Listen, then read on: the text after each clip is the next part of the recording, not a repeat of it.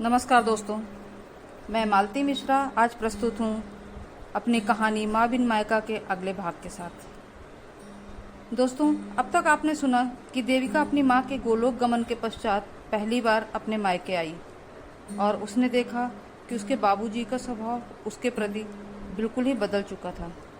वह ठीक उसी तरह से उसका ख्याल रखने की कोशिश करते जैसे माँ रखा करती थी, और जब वह वापस अपनी ससुराल जाती है तो बाबूजी ठीक उसे उसी प्रकार से भेजने की कोशिश करते हैं जैसे माँ करती थी।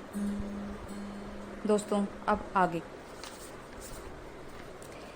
ज्यों-ज्यों गाड़ी पगडंडी की ओर आगे बढ़ती जाती, बाबूजी की आकृति और धुंधली होती जाती। माँ के अभाव में उसे आज घर का वह बड़ा सा गेट इतना सूना निर्जीव प्रतीत हो रहा था कि अनायास ही उसके मुंह से निकला, माँ बिन मायका, और पलकों के बांध को तोड़कर आंसुओं की बूंदें गालों पर ढुलक आईं। अपने घर पहुंचकर उसने अपने सकुशल पहुंचने की खबर बाबूजी को फोन करके दे दी थी। उसके बाद वह इंतजार करती रही कि शायद कभी भाई का फोन आए या भाभी फोन करके उसकी कुशल क्षेम पूछेंगी, पर ऐसा अवसर कभी नहीं आया। उसने भी सोच लिया कि अब वह फोन नहीं करेगी, पर दूसरे ही पल उसे बाबूजी का मुरझाया हुआ चेहरा ध्यान आ गया और उसने सोचा, आखिर इसमें उनकी क्या गलती हो सकती है। उन्हें तो शायद नंबर भी नहीं पता होगा। और ऐसा ख्याल आते ही उसने अपने बाबूजी के मोबाइल पर फ़ोन किया और फिर काफ़ी देर तक उनसे बातें की। उसका फ़ोन आने से बाबूजी भी बहुत खुश हुए। जैसे जैसे पहले माँ खुश हुआ करती थी, वैसे ही अब बाबूजी खुश होते हैं। अब तो वह फ़ोन पर उससे घर परिवार और फसल की बातें भी करने लगे थे, जबकि पहले वह उसके बारे में माँ से ही पूछा करते थे। उससे तो बस हाल चाल पूछकर फ़ोन रख दिया करते थे। अब देविका का नियम बन गया था कि हफ्ते 10 दिन में एक बार बाबूजी को फ़ोन ज़रूर कर लेती है और उनसे बात करके उसे तसल्ली मिल जाती थी। बीच में कई बार तो ऐसा हुआ जब उनका नंबर नहीं लगा तो उसने अपने भाई के मोबाइल पर भी फ़ोन करके बाबूजी से बात की, परंतु कभी भी उसके भाइयों या भाभियों ने उसे अपनी तरफ से फ़ोन करने की औपचारिकता नहीं निभाई। समय अपनी गति से आगे बढ़ता रहा और एक समय ऐसा भी आया जब उसने अपने बाबूजी को फ़ोन किया पर उन्होंने फ़ोन नहीं उठाया। उसने सोचा शायद फ़ोन दूर रखा होगा, इसलिए पता नहीं चला होगा, वह बाद में कर लेगी। परंतु कुछ घंटों बाद फ़ोन करने पर फिर उन्होंने नहीं उठाया। उसे उनकी कही बात ध्यान आई कि पहले भी कई बार उन्होंने फ़ोन इसलिए नहीं उठाया था क्योंकि फ़ोन उनसे दूर रखा होता था या उसकी घंटी धीमी थी, जो कि उन्हें सुनाई नहीं पड़ती थी। तब उसने ही चाचा के लड़के को फ़ोन करके बाबूजी के मोबाइल में वॉल्यूम बढ़ाने को कहा था। उसके बाद तो कभी ऐसा हुआ नहीं कि फ़ोन ना उठाया हो। शायद इस बार भी ऐसा ही कुछ हुआ होगा। उसने अपने भाई को फ़ोन किया कि वह उनसे उसकी बात करवा दे, तो भाई ने कहा कि वह कहीं दूर किसी और गांव में आया हुआ है, घर पहुंचकर बात करवा देगा। फिर वह इंतज़ार करती रही और उसके भाई का फ़ोन नहीं आया। इसी प्रकार कभी वह खुद फ़ोन करने की कोशिश करती और कभी भाई से बात करवाने को कहती और वह नए नए बहाने बनाकर टाल देता। लगभग 1 महीना हो गया, पर देविका अपने बाबूजी से बात नहीं कर पाई। अब उसको बेचैनी होने लगी कि कहीं उनकी तबीयत तो खराब नहीं हो गई है। इन लोगों ने तो माँ के देहांत की खबर भी नहीं दी थी, तो अब कहीं नहीं, मेरे बाबूजी को कुछ नहीं हो सकता, वह बिल्कुल स्वस्थ होंगे, वह अपने मन को बहला लेती। उसने सोचा इस बार इतने दिनों से बात नहीं हुई तो हो सकता है वह खुद फ़ोन कर लें। पहले भी एक बार कई दिनों तक बात नहीं हो पाई थी। फिर जब भाई के मोबाइल पर फ़ोन करके बात की थी तो उन्होंने बताया था कि शायद उनके मोबाइल का बैलेंस ख़त्म हो गया है, वह बाजार नहीं जा सके इसलिए रिचार्ज नहीं करवा पाए। तो देविका ने तुरंत ऑनलाइन उनका मोबाइल रिचार्ज करवा दिया था और उनको उन्हीं के मोबाइल पर फ़ोन करके बताया कि अब उन्हें रिचार्ज के लिए कहीं दूर जाने की ज़रूरत नहीं पड़ेगी। बाबूजी बहुत खुश हुए थे। हो सकता है इस बार भी कुछ ऐसा ही हो, पर फिर भी बहुत समय हो गया। इसी उधेड़ बुन में 2-4 दिन और निकल गए और अब देविका ने गांव जाने का फैसला कर लिया।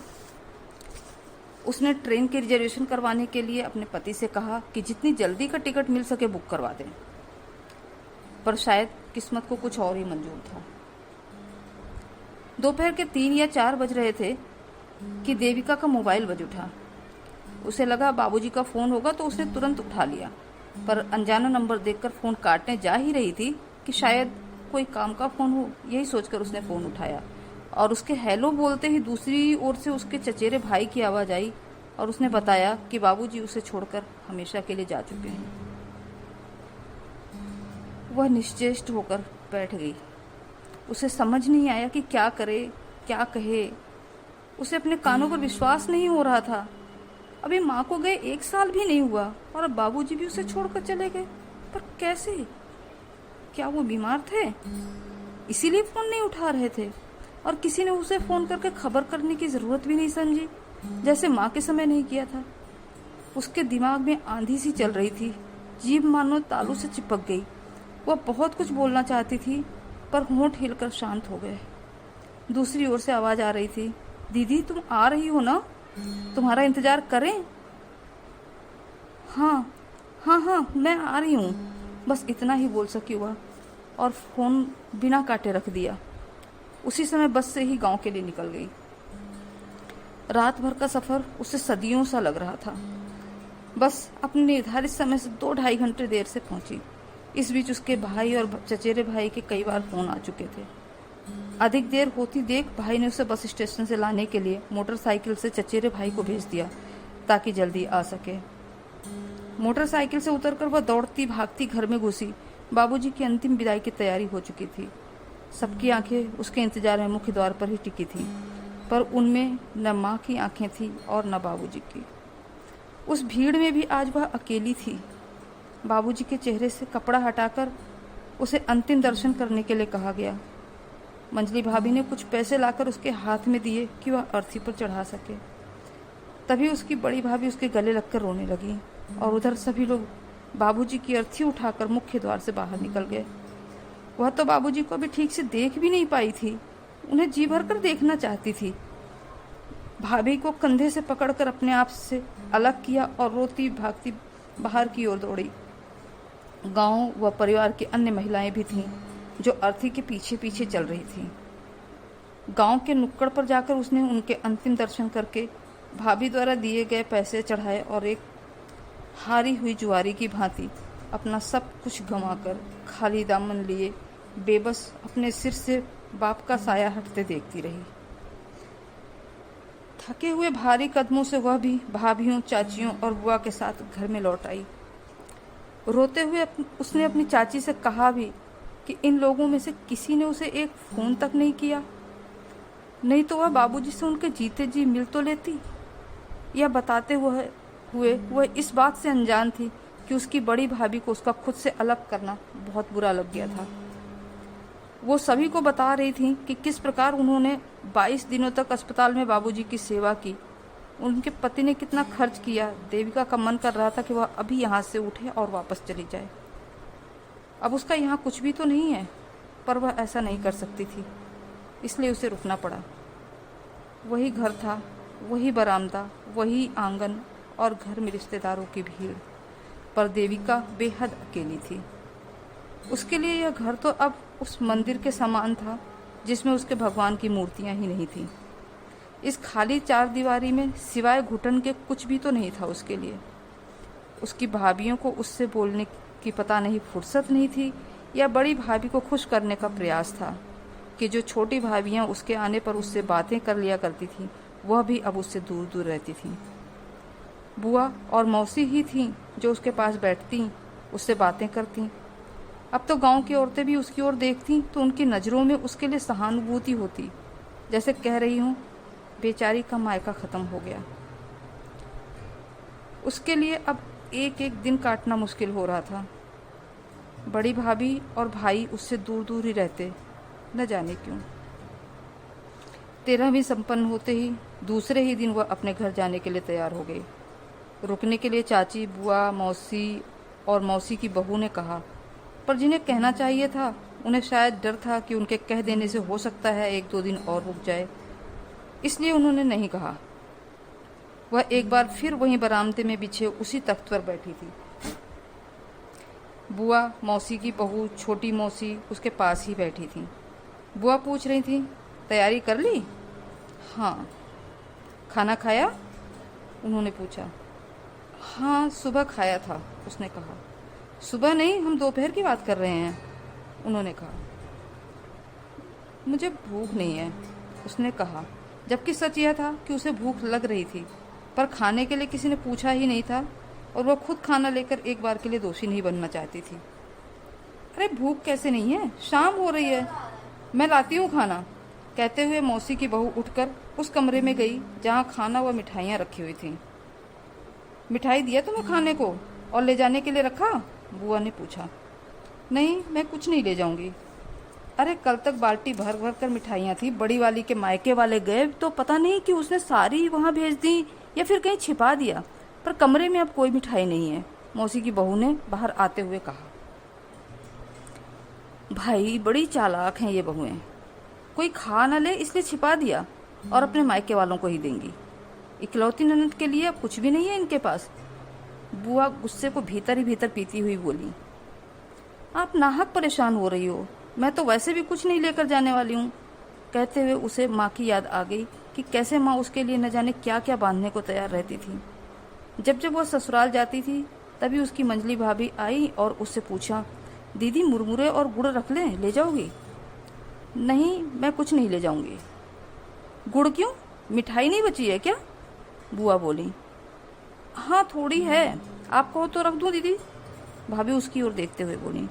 नहीं, मैं कुछ भी नहीं लेकर जाऊंगी, किसी को मेरे लिए परेशान होने की आवश्यकता नहीं है, उसने कठोरता से इतनी तेज आवाज में कहा ताकि उसकी आवाज बरामदे के दूसरे छोर पर बैठे उसके बड़े भाई भाभी को सुनाई पड़े।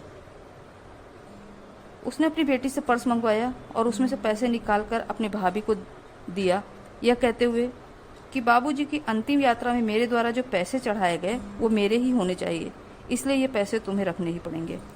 इस प्रकार उसने यह भी जता दिया कि अब वे लोग उसे बोझ न समझें, वह उनका एक भी पैसा अपने लिए नहीं लेगी। शाम को वह जाने लगी तो मंजली भाभी ने सभी के समक्ष औपचारिकता पूरी करते हुए कहा कि आती रहना दीदी, माँ बाबूजी नहीं है तो क्या, हम तो हैं। पर उसने कुछ नहीं कहा, पर उसके दिल से जरूर आवाज आई कि तुम एक बार फ़ोन करोगी तो मैं भागी चली आऊँगी। उसे पता था कि अब कोई उसे फ़ोन नहीं करेगा। उसके पास फ़ोन आने तो तभी बंद हो गए थे जब माँ बीमार थी। आज उसकी आंखें फिर भर आईं। चाहकर भी वह अपने आंसू रोक न सकी, पर वहाँ कोई न था जिसके कंधे पर वह सिर रखकर रो पाती। उसने तुरंत हाथ में पकड़े रुमाल से अपना चेहरा साफ किया और बाहर आ गई। घर की चौखट से बाहर पैर रखते ही उसे लगा कि अब उसका मायका खत्म हो गया। उसका बचपन, उसकी जवानी सब पीछे उस चारदीवारी में छूट गया। बस अगर कुछ रह गया है तो वो यादें हैं। अंतिम बार वह जी भरकर अपने जीवन के उस हिस्से को देख लेना चाहती थी जो कल से उसके लिए अनजान हो जाने वाले हैं। देविका भाई की गाड़ी में बैठ गई और गाड़ी चल पड़ी। वह तब तक अपने उस घर को अपनी आंखों से दूर होते हुए देखती रही जब तक कि गाड़ी गांव के आखिरी छोर के नुक्कड़ तक पहुंचकर मुड़ नहीं गई। उसका मन बार बार कर रहा था कि वह गाड़ी से उतरकर भागकर वापस जाए और अपने घर की दीवार से लिपट जाए। मन उस घर की माटी को चूमने को मचल रहा था जिसमें उसके माँ बाबूजी की खुशबू बसी है, पर यह इच्छा अब सिर्फ उसकी कल्पनाओं में ही पूरी हो सकती है।